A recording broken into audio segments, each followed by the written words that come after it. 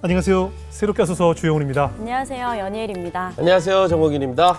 오늘 초대 손님은 평생을 속고 사셨다고 하는데 무엇에게 속고 사셨을까요? 네, 세상에 속고 또 절망에 속고 사셨다고 하시는데요. 하지만 그런 것들이 하나님을 만나면서 다 회복되셨다고 합니다. 네, 오늘 그 감동적인 사연을 함께 들어보도록 하겠습니다. 우리 강은하 사모님이십니다. 어서 오세요.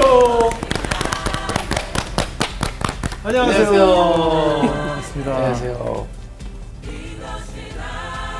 반갑습니다. 앉으시죠. 네. 사모님 상이십니다. 네, 딱 사모님 같으세요. 네. 우리 사모님 뭐 최근에 책을 발표하셔서 속지마 다 거짓말이야라는 책을 쓰셨던데 보니까 필명, 그러니까 작가 저자는 또 나의 신 작가로 되어 있는데 네. 이제 일부러 필명을 사용하신 거죠. 특별한 이유가 있으셨을까요?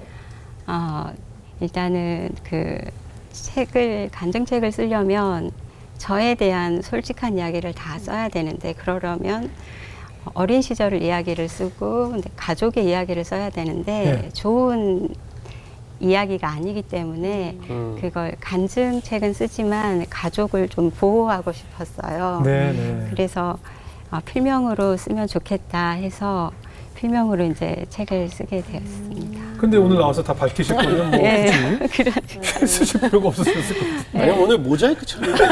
네, 가족을 지키실 거면 오늘 1시간. 목소리 변조. 네.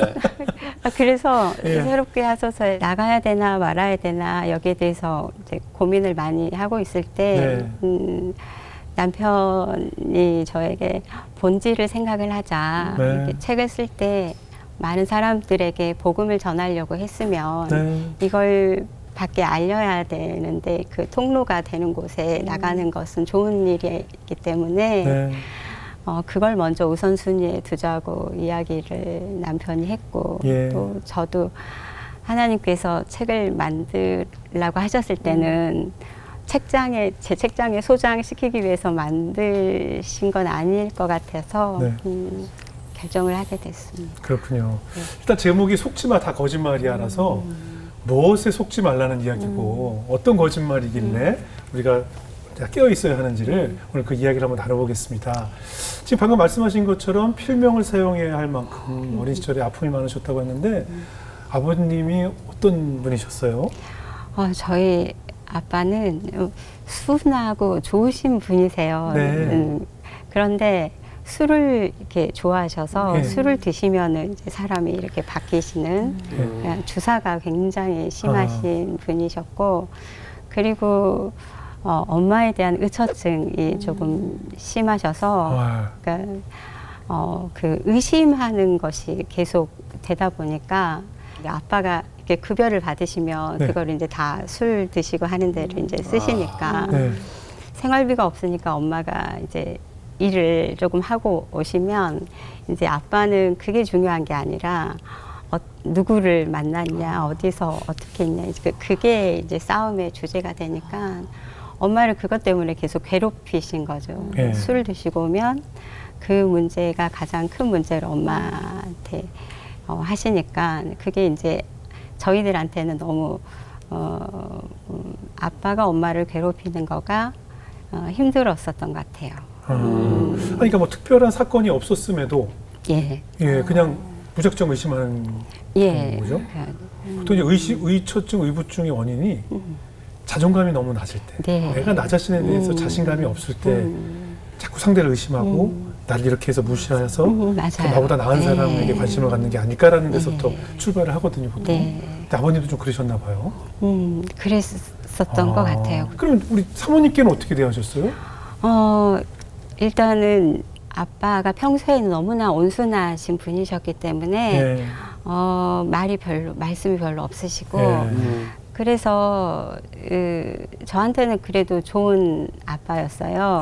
그런데 이제 술을 드시고 오셔서 이제 말씀을 다 하시는 거예요. 평소에 모든 걸 저희를 지켜보셨다가 이제 그에 대한 비난, 왜 이렇게 너는 왜 이렇게 하고 하는 그런 부분들 야단을 많이 이제 술을 드셨을 때 맞았고 아빠가 그 구두 일을 하셨는데 구두를 만드시는 일을 하셨어요. 그래서 구두를 하려면 그 가죽에 재단할 때 쓰는 이 그 쇠로 된 자가 자, 있어요. 예, 예. 쇠자.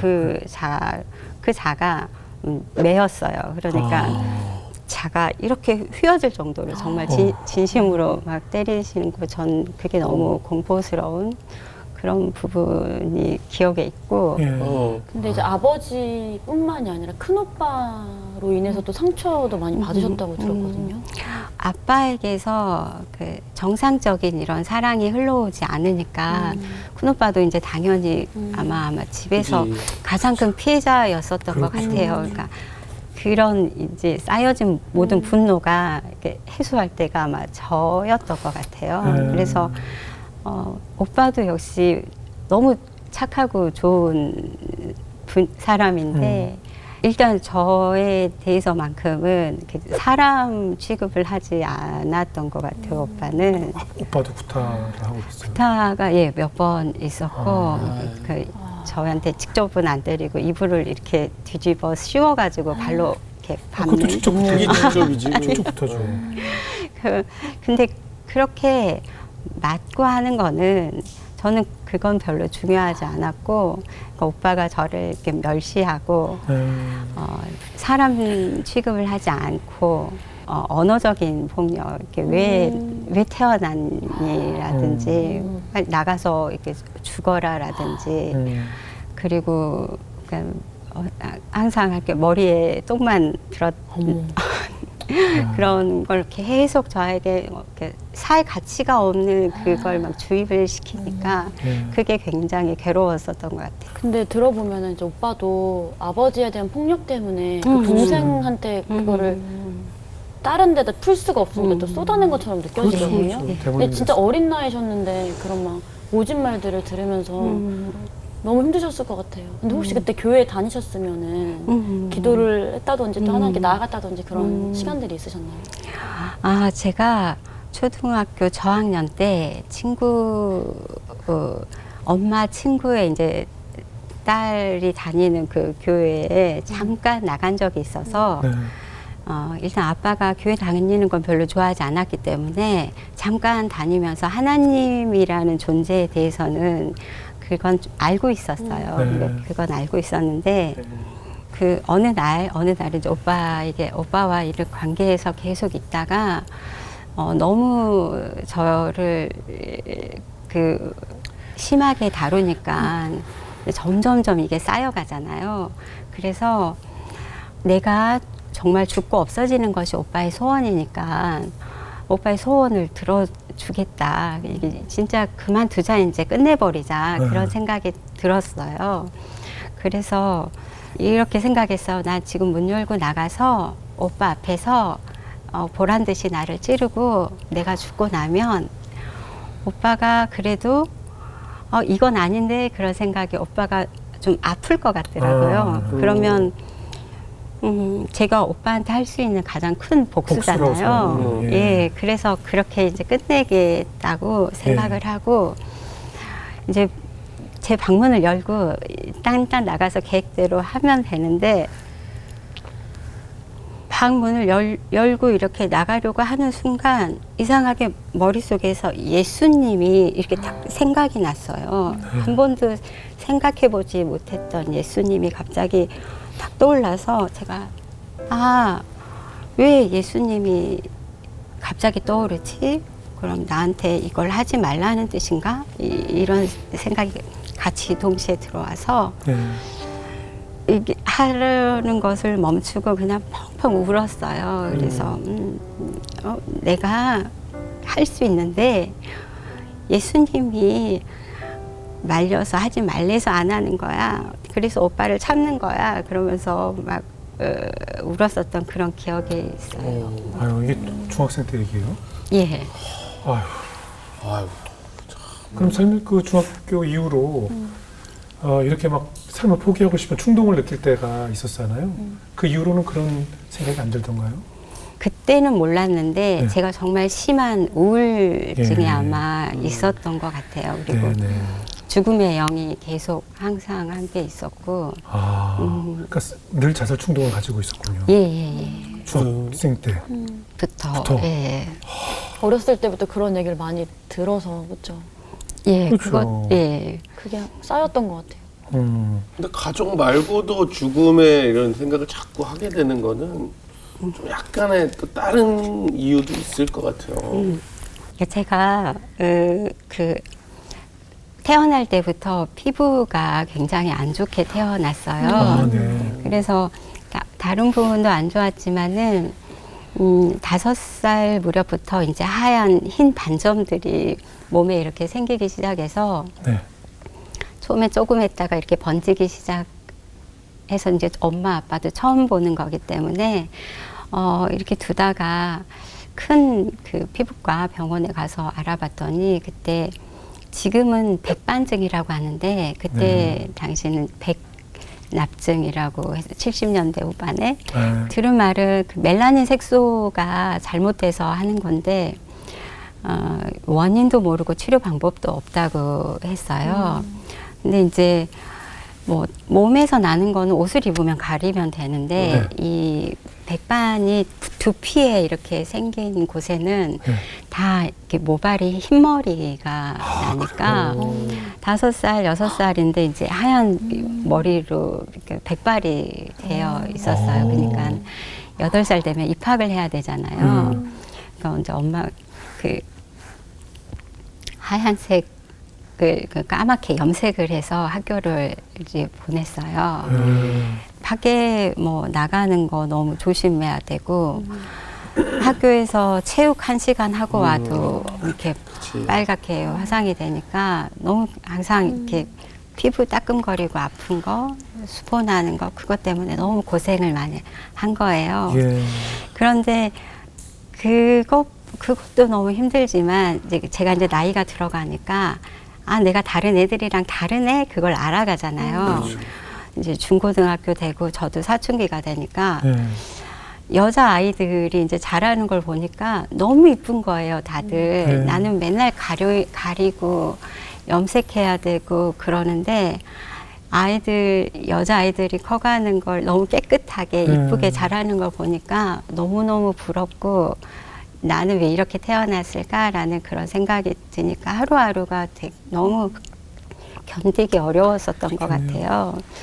그러니까 차라리 혼자서 무인도에 살면 보지 않으면 그런 마음도 안 들 텐데 매일매일 학교는 가야 되고 매일매일 이쁘고 나랑 다른 애들을 보고 있으니까 그게 너무나 이제 마음이 아픈데 제가 이제 하루는 중학교에 이제 다녔으니까 반바지 체육복을 못 입어요 라는 말을 체육 선생님한테 듣고 허락을 받아야 되잖아요. 근데 중1 때 선생님은 너무 잘 해주셨는데 중2 선생님께 이제 가서 이러이러해서 제가 반바지를 못 입습니다 말씀을 드렸더니 선생님께서 어디 한번 보자고 하시는 거예요. 보여주라고 해서 그렇게 보여드렸는데 선생님이 딱 보시더니 아이고 야 너는 여자가 이래가지고 시집은 어떻게 갈래? 이 말씀을 딱 하시는 거예요. 저는 그때 어렸으니까 이렇게 피부가 이러면 결혼하기가 조금 힘들구나라는 걸 생각을 해본 적이 한 번도 없었으니까 그게 조금 충격이었고 당시 가정 환경이 그랬기 때문에 사랑을 못 받으니까 정말 나도 이제 크면 좋은 남편을 만나서 사랑받고 살아야지 이런 제 소망이 있었어요. 근데 그날 선생님이 이렇게 말씀하시니까 나는 결혼도 못 하는구나. 이게 어느 순간 진짜 죽어야 되겠네. 그게 이제 확실해진 날이 돼서 19살 때까지만 살다가 죽어야 되겠다. 이게 제 딱 계획이 잡혔던 것 같아요. 학교에 가도 집에 가도 평안할 곳이 없는, 쉴 곳이 없는 내 마음이 온전히 휴식을 취할 수 있는 곳이 없었네요. 그러면서도 이제 교회 다니고 하나님을 믿었는데 하나님께서 어떤 위로가 된 경우는 없었어요? 하나님을 알게 되고 나서 제가 매일매일 드렸던 기도는 하나님 한 번만 좀 나타나 주세요. 보여주세요. 그러면 제가 살겠습니다. 이런 기도를 했었어요. 그리고 또 한 가지 기도는 제가 오늘 자는 중에 저를 이렇게 죽게 해주셔서 아침에 눈 위에 안 떠지게 해주세요. 그 기도를 항상 매일매일 드리고 자는데 내가 하나님 믿고 내 삶에 좋아진 게 뭐였지? 그렇게 충성되게 교회를 다니고 선교회도 봉사하면서 다녔어도 하나님께서 살아계신다면 뭔가가 있어야 되는데 내 삶이 변화된 게 아무것도 없는 거예요.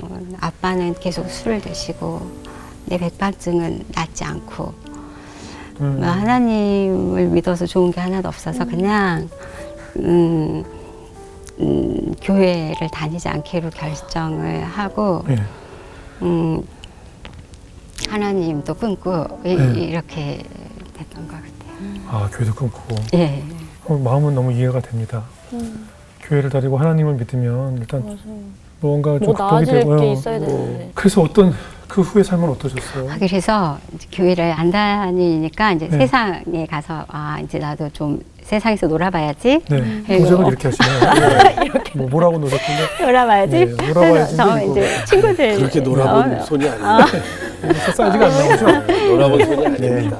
그래서 친구들 이제 따라가면서 네. 그 담배도 피워볼까, 막 술도 먹어볼까, 막 네. 하고 막 그렇게 다녔는데. 그러니까 막 나가볼까 이거 한 거 아니에요? 네, 에라이 대라. 에라이 그렇게, 모르겠다. 그렇게 네.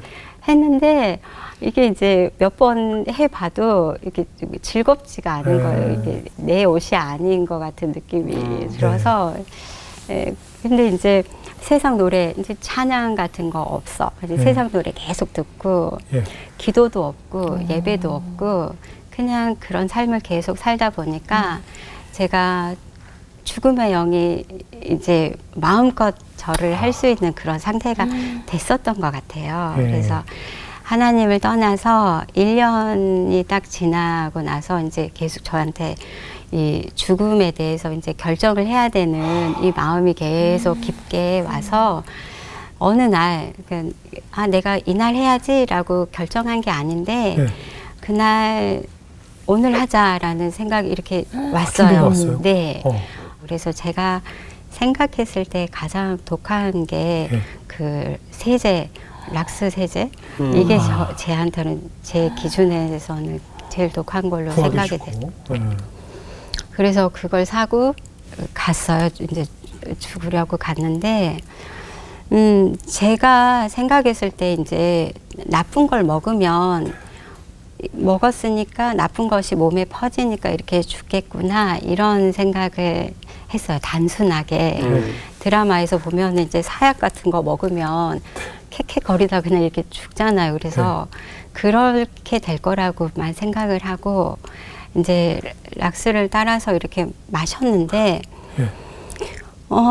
이렇게 마시자마자 얘가 나쁜 거라는 걸 아니까 갑자기 위가 이거를 너무 세게 거부하면서 다 이렇게 쳐내는 거예요.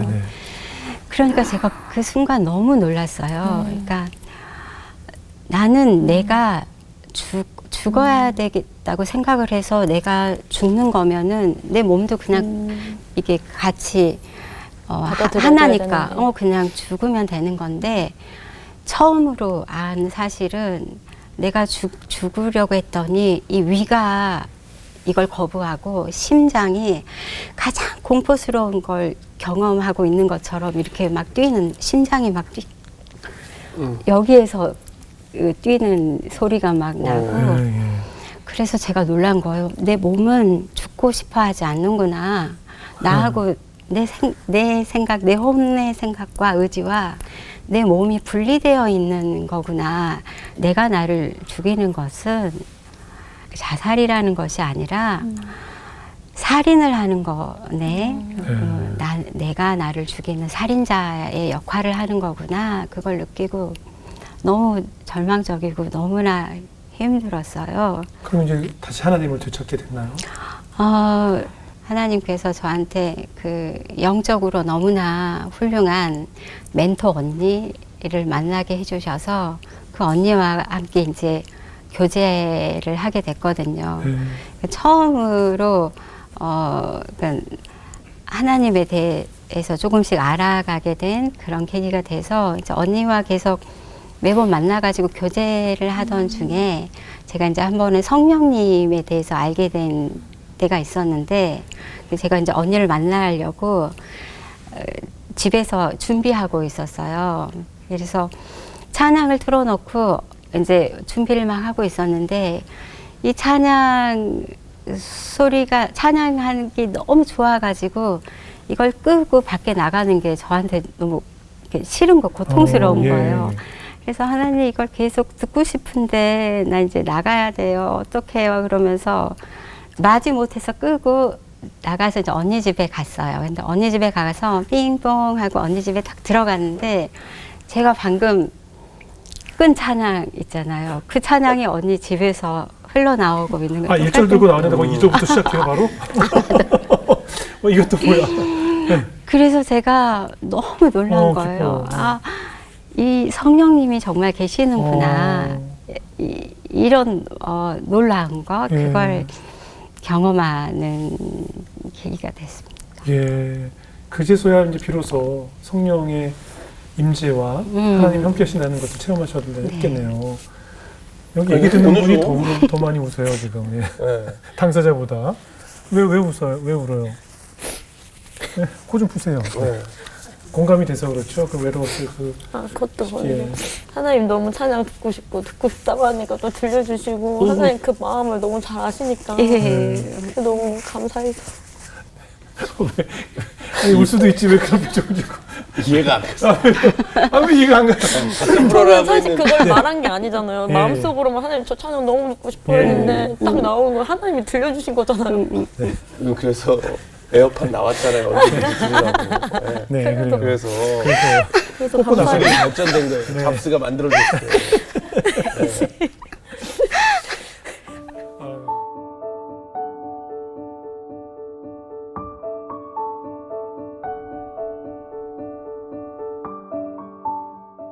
그렇게 결혼하셨는데 또 둘째가 좀 아기가 또 아팠다고. 그 결혼을 계기로 하나님께서는 이제 저에 대한 계획이 저를 이제 사람 만드시려고 본격적인 이런 작업에 하나님 들어가신 것 같아요. 훈련시키는 작업에 제가 몸이 너무 안 좋으니까 아이가 27주 5일 만에 너무 빨리 양수가 터져서 아이가 태어난 거예요. 진단 결과는 아이가 언제 죽어도 이상할 것이 없는 상태. 그렇지만 애가 설사 산다고 해도 95% 이상은 장애가 남을 거라는 상태에서 태어나니까 정말 이제 기도밖에 없잖아요. 하나님께 이제 살려달라고 기도할 수밖에 없는 상황에서 그리고 괜찮다 싶었는데 또 뇌출혈이 있어서 미숙아들은 다 약하기 때문에 뇌출혈도 쉽게 생긴대요. 근데 뇌출혈이 5단계면은 사망에 이르는데 우리 아들은 1단계, 2단계, 이렇게 4단계까지 가서 너무 위험한 상황이 된 거예요. 그래서 그 교회에서 주일 예배에 아이 긴급 기도 제목을 올리면 그 기도해 주시면 4단계 그 뇌출혈이 3단계로 또 어디서 기도해 주시면 3단계가 2단계로 중보 기도의 힘으로 아이가 생명이 살려지는 그런 경험을 하나님께서 하시게 하셔서 74일 만에 이제 집에 돌아오게 됐어요. 아유, 감사해라. 그 기간 동안 얼마나 마음고생 심하고 사실 우리 부모 입장에서 내 힘으로 아무것도 할 수 없을 때 사실 제일 미치잖아요. 나는 아무것도 이 상황에서 할 수 없다는 게 참 인간의 제한적인 이런 능력 때문에 참 한탄스러울 때가 많은데 마음고생 많이 하셨겠네요. 아유. 진짜 내 힘으로 할 수 있는 게 아무것도 없고 집안에서 아무것도 못 하셨을 것 같은데 그때 이제 또 말씀의 힘, 또 선포의 힘에 대해서 또 경험을 하셨다고요. 예. 아이가 이제 면역력이 전혀 없으니까 집 안에만 이제 갇혀서 살아야 되는 시간이 됐어요. 그러니까 외부에서 사람이 와도 안 되고 나가도 안 되고 아이 면역력이 없기 때문에 이제 무균실처럼 이렇게 집 안에서 살아야 된다고 병원에서 말씀하셔서 이제 정말 창살 없는 감옥처럼 이제 갇혀서 밖으로 아무것도 할 수 없이 그렇게 살고 그 뇌백질 연화증이 있었기 때문에 애가 뭐 인지장애가 올지 운동장애가 올지 뭐 언어장애가 올지 어떤 장애가 올지도 모르는 그런 상황에서 애 때부터 이제 재활치료를 하루도 빠짐없이 매일 받아야 애가 한 5살 정도 되면은 정상인처럼 걸을 수 있겠다고 이렇게 말씀을 하셔서 저는 애를 데리고 매일매일 병원에 올 수 있는 그런 상황이 아니었기 때문에 하나님께 맡길 수밖에 없었어요. 하나님, 저는 이게 처음이자 마지막 치료입니다. 제가 올 수 없기 때문에 하나님이 낫게 해주셔야 됩니다. 이렇게 하나님께도 맡기고, 하나님이 2000년 전에 계신 그 예수님이 성경 안에서 계시셨던 예수님이 지금 우리 집에 오시면 이 아이 낫게 할 수 있잖아요. 네. 그리고 그 하나님을, 예수님을 계속 찾아가면서 아이한테 선포한 거예요. 다윗, 너는 이제 아파서 병원에 갈 일은 없을 거야. 계속 이렇게 선포하고, 나는 너를 밖으로 데리고 나갈 거야. 나는 나를 밖으로 데리고 나간다. 이걸 계속 그러니까 선포하고 말씀 보고 그렇게 했더니 아이가 2년 정도 있다가 2년 반이 되지 않았을 때에 제가 애들 데리고 그 밖으로 나올 수 있었어요. 그리고 병원을 거의 가지 않았어요. 그러니까 오히려 큰 딸이 예. 이렇게 병원 가는 횟수가 더 있었지, 우리 아들은 괜찮았어요. 아파서 병원 가는 일이 거의 없도록 감사해요. 제가 배운 거나 믿음의 선포, 말씀의 선포는 정말 그대로 이루는 거나 정말 배우게 되었죠. 그래도 그 살아온 나의 인생을 돌이켜 봤을 때 그 폭력적인 아버지와 오빠, 또 백반증, 또 늘 죽음을 묵상해 오면서 경험했던 학창 시절, 또 결혼 후에 출산을 통해서 이 둘째를 통해서 겪게 되는 이런 많은 어려움들을 겪으면서 하나님께서 어떤 마음을 주시던가요? 제가 저를 봤을 때 저는 괜찮은 사람인 줄 알았어요. 그러니까 교회 다니는 괜찮은 사람, 착한 사람, 선한 사람, 그렇게 저를 생각하고 살고 있었어요. 그런데 막상 이제 장애가 있을 거라는 아들을 제가 키우고 있으니까 일단 저에게 있었던 그 우울증 있잖아요. 그 우울증에 있었던 상태에서 어디에 장애가 있을지 모르는 아들을 계속 이렇게 지켜보고 있는 것에 대해서 제가 차츰차츰 이렇게 저 안에 숨어있던 이렇게 분노가 이렇게 튀어오르는 거를 제가 발견하게 된 거예요. 원래 나는 좋은 사람이 아닌데 오물이 가득한 사람인데 이 오물을, 그러니까 아들을 통해서 이렇게 오물을 휘젓는 게 되고 진짜 내가 더럽고 오물밖에 없는 사람이라는 거를 하나님이 저를 이제 발견하게 해주신 거예요. 그러니까 너무너무 괴로운 걸, 내 본 모습을 발견하니까 죄밖에 없는 죄인, 오물밖에 없는 사람, 겉으로는 말짱한 척 하지만 안에서는 더러운 것밖에 없는 사람이라는 걸 알게 되니까 하나님 앞에 고백할 수 있는 것, 정말 하나님, 저는 죄 덩어리고 하나님을 믿는 사람도 아니고 복음을 아는 사람도 아니고 저는 날마다 전도를 받아야 되는 사람입니다. 아버지, 저를 어떻게 이 해결을 해주시라고 했을 때 예배를 이제 방송을 통해서 보고 있었는데 하영조 목사님께서 질문을 하셨어요. 당신에게 성령님이 계십니까? 라는 질문을 제가 받고, 근데 이런 말씀을 하시더라고요. 성령님이 있는지 없는지 모르겠다는 것은 안 계신 거래요. 성령님이 계시면 안 돼요. 그럼 저는 없는 사람이었어요. 있는지 없는지 모르겠으니까. 그래서 나한테 성령님이 안 계시구나. 그러면 성령님을 찾아야 되겠네. 나를 해결해 주실 수 있는 분은 성령님이네. 그래서 그날부터 성령이 있는 책 막 사다가 되풀이해서 읽고 계속 성령님을 구했던 것 같아요. 만나주세요, 만나주세요. 이렇게. 그렇게 기도하면서 또 많은 변화가 있었을 것 같아요. 정말 제가 지금까지 살아보면서 우울증이 없는 상태가 어떤 상태인지는 저는 몰랐던 거예요. 항상 우울했으니까. 우울증이 없으면 어떤 상태인지 모르고 살다가 우울증이 없어지니까 아, AD와 BC가 바뀐 것처럼 제가 완전히 이게 알겠는 거예요. 내가 그동안 정말 제대로 못 보고 살았구나. 이게 비정상적으로 보고 살았구나. 그리고 그 하나님에 대해서조차도 잘못된 생각으로 하나님을 보고 있었구나. 그걸 알게 되게 해주신 것도 정말 은혜 중에 은혜를 받고, 그리고 나서 저한테 가장 기쁜 일이 생겼는데, 그건 제가 이제 살아오면서 항상 성경에서, 그러니까 머리로는 예수님이 하나님의 아들이라는 걸 너무 잘 알고 있었어요. 네. 그 머리로는 잘 아는데 저의 가장 큰 괴로움은 이게 가슴으로 믿어지지 않는 것이 저한테 너무 힘들었었거든요. 예수님이 하나님의 아들 진짜 라는 것을 가슴이 받아들이지 않는 게 너무 힘들었는데, 우울증이 해결되고 나니까 성경이 다시 보이고 새롭게 보이고 예수님이 하나님의 아들이시라는 게 믿어져서 정말 가장 큰 정말 가장 큰 행복, 축제, 저한테 그런 경험이 된 것 같아요. 아니 근데 진짜 지금 나오셔서 이런 이야기 저런 이야기 참 많이 해주셨는데 속지 마, 다 거짓말이야. 이거 어떤 내용이요? 어떻게 이렇게 많이 속으셨어요? 국산 속어 쓰던가요?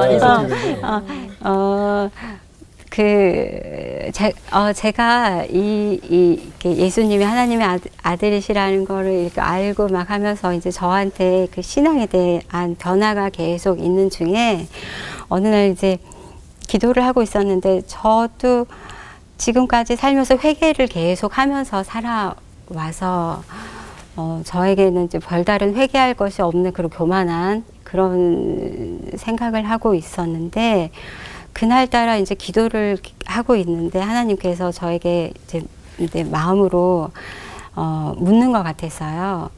너는 누구의 것이냐 이렇게 물어보시는 것 같아서 난 당연히 주님의 것입니다 그랬어요.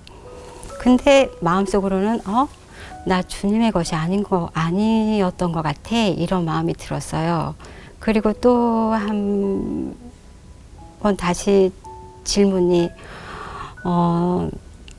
너는 누구의 종이냐 이렇게 물어보시는 것 같더라고요. 그래서 제가 나는 하나님의 종인데요 이렇게 생각했는데, 제 진심은 전 그게 아닌 것 같은 게 알겠는 거예요. 그러니까 알아지더라고요. 내가 누구의 것이며 누구의 종으로 살았는지가 하나님 말씀 안 하시는데 제가 알겠었어요. 그래서 하나님, 저는 지금까지 내가 하나님의 것이고 하나님의 종이라고 생각하고 살았는데 내가 정작 살아온 것은 사단의 종으로 살았네요. 그걸 알았어요. 그래서 그러니까 하나님의 종이었다면 하나님의 말씀대로 살았을 텐데, 하나님이 날 사랑하신다는 걸 믿고 하나님의 자녀로 살았을 텐데, 지금까지 저는 어떤 삶이었냐면 사단의 종으로 살았기 때문에 너는 죽어야지, 그럼 나는 죽어야지, 너는 태어나지 말았어야지, 이렇게 했던 그 모든 말들이 저한테 믿어졌었던 거예요. 난 태어나지 말았어야지. 제가 되돌아보니까 저의 평생 살아온 모든 것이 나는 마귀의 음성을 듣고 마귀의 종으로 살아왔던 것이 알아지는 거예요. 그래서 하나님이 그때 제게 주시는 그 성경의 장면이 생각나면서 이스라엘 그 백성에게 창기와 같다고 했어요. 왜냐하면 그 우상을 섬기고, 그러니까 하나님의 자녀들이 우상을 섬겼으니까. 그러면 나는 예수님의 신부라고 하면서 마귀의 음성대로 살고 마귀의 종으로 살았으니까 나도 불륜한 여자랑 똑같았구나. 이걸 안 순간에 제가 지금까지 그 율법이나 도덕적인 것에 대한 이 회개는 문제가 되는 게 아니었고 정말 이 문제가 저의 가장 큰 죄악이었다는 걸 알았어요. 그래서 정말 창자가 찢어지듯이 하나님 앞에 너무 하나님 죄송해요. 몰랐어요. 제가 그렇게 산지 몰랐어요. 그러면서 기도를 막 했는데 결국은 제 자신이 마귀의 음성에 그 사단의 그 세상의 영에서 주는 그 생각에 속아서 하나님을 알아보지 못하고 하나님의 그 것으로 살지 못한 것이 알게 되니까 내가 이 마귀 도적질하고 멸망시키려고 하고 나를 파괴하려고 하는 이 목적이 있는 세상의 영에 내가 속아서 이런 삶을 살게 됐구나라는 걸 알게 됐기 때문에 그 제목이 거기서 속지 마. 다 그게 거짓말이야. 이 거짓말에 속지 마. 그래서 이제 속지 마 거짓말이야가 됐습니다. 네. 그 다음 세대들에게 청년들에게 더 보여주고 네. 하나님을 직접 체험하기 원하는 뜻에서 만들어진 책이겠네요. 네. 이 사모님 어떤 비전을 품고 어떤 기도를 최근에 올리고 계세요? 전에는 제 삶이 너무 힘들 때마다 하나님이 나를 사랑하시는 게 아니라 하나님이 저주하려고 만든 사람이 아닌가라는 그런 생각을 하면서 살고 왔는데 이제 이 속았던 인생에서 다시 변화되니까 제가 복음에 대해서 다시 생각을 하게 된 거예요. 그러니까 어딘가에 있는 하나님, 그러니까 하늘 높이 계신 하나님, 그 어딘가에 계시니까 내가 열심히 기도해야지 이렇게 오시는 하나님이 아니라 이미 예수님이 십자가에 못 박히시고 우리를 위해서 죽으시고 부활하시고 가시면서 성령님을 저희한테 주셨다고 하셨잖아요. 그럼 그 성령님이 내 안에 계시기 때문에 예수님이 내 안에 계신다는 것을 아는 순간부터 예수님이 저한테 직접 개입하셔서 저의 모든 것들을 다 인도하고 주신다는 것을 알게 되고 하나님이 저를 사랑하신다는 걸 알게 되니까 공허하지 않고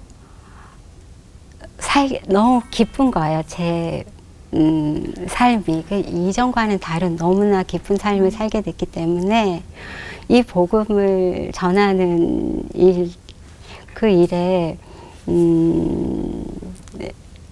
쓰임받고 싶은 그런 비전이 있습니다. 네, 앞으로 아마 하나님께서 그렇게 쓰임받는 사모님으로 사용하지 않을까 하는 생각이 들었습니다. 자, 오늘 연일 좀 어떻게 들으셨어요? 저는 제 사모님 말씀 들으면서 예레미야 말씀이 생각났거든요. 너희를 향한 나의 생각을 내가 아나니 평안이요 재앙이 아니니라. 너에게 미래와 희망을 주는 것이니라. 아멘. 이 말씀처럼 하나님께서 허락하시는 모든 시간 안에 재앙은 하나도 없는 것 같아요. 근데 가정폭력과 백반증으로 인해서 너무 힘든 시간들을 보냈지만 결국에는 그 시간들을 통해서 너무 귀한 책도 내셨고 그리고 결혼하지 못할 것 같았지만 너무 귀한 남편을 만나서 건강한 가정도 이루셨잖아요. 그래서 저는 오늘 그 사모님 간증과 이 책을 통해서 많은 분들이 속지 마, 다 거짓말이야. 우리 하나님께서는 재앙을 주신 하나님이 아니라 미래와 희망을 주신 하나님이야 라는 것을 깨닫게 되었으면 좋겠어요. 아멘. 네. 그렇게 쓰임받는 책이 되길 바랍니다. 네. 권균 형제. 이렇게 이야기를 이렇게 같이 나누면서 느낀 게 슬픔도 이제 주님이 주신 거고 기쁨도 주님이 주신 건데 때로는 해석을 내 멋대로 했구나라는 생각을 저도 오늘 참 많이 느꼈던 것 같아요. 그래서 무슨 일이 있을 때든 가장 먼저 해야 될 건 나만의 해석이 아니라 가장 먼저 주님께 기도해야 되겠다라는 걸 가장 많이 느꼈던 시간인 것 같습니다. 네, 아멘입니다. 요즘 그 기사를 보니까요, 은둔형으로 고립된 채 살아가는 청년들이 50만 명 이상이라고 그래요. 근데 저는 그 집계가 실질적인 집계 그 이상이라고 보죠. 보통 공 하나가 빠진다고 봤을 때. 아시다시피 OECD 자살률 1위, 압도적 1위 국가. 제가 이게 좀 장례 지도사들 말로는 지금 통계보다 공을 하나 더 붙여야 된다고 말할 정도로 많은 젊은이들이 사모님이 겪으셨을 그 많은 외로움과 우울감과 우리나라를 지금 헬조선이라고 부르잖아요. 지옥과 같은 땅이라고 젊은이들은 표하고 있거든요. 나이 드신 분들은 왜 애 안 낳냐, 왜 결혼 안 하냐, 애 많이 낳아야 돼 이런 얘기를 하고 있지만 지옥에 살고 있는데 어떻게 애를 낳고 지옥에 살면서 어떻게 기쁨을 누릴 수 있겠어요. 저는 이것은 정부가 할 일이 아니라고 생각하고요.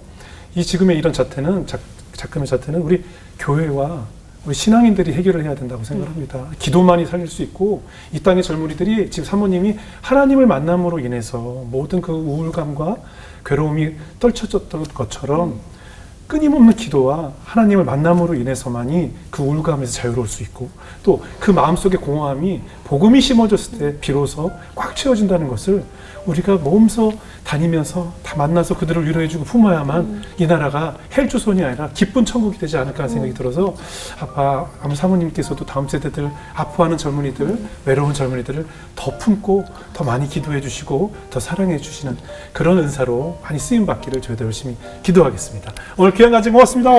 감사합니다.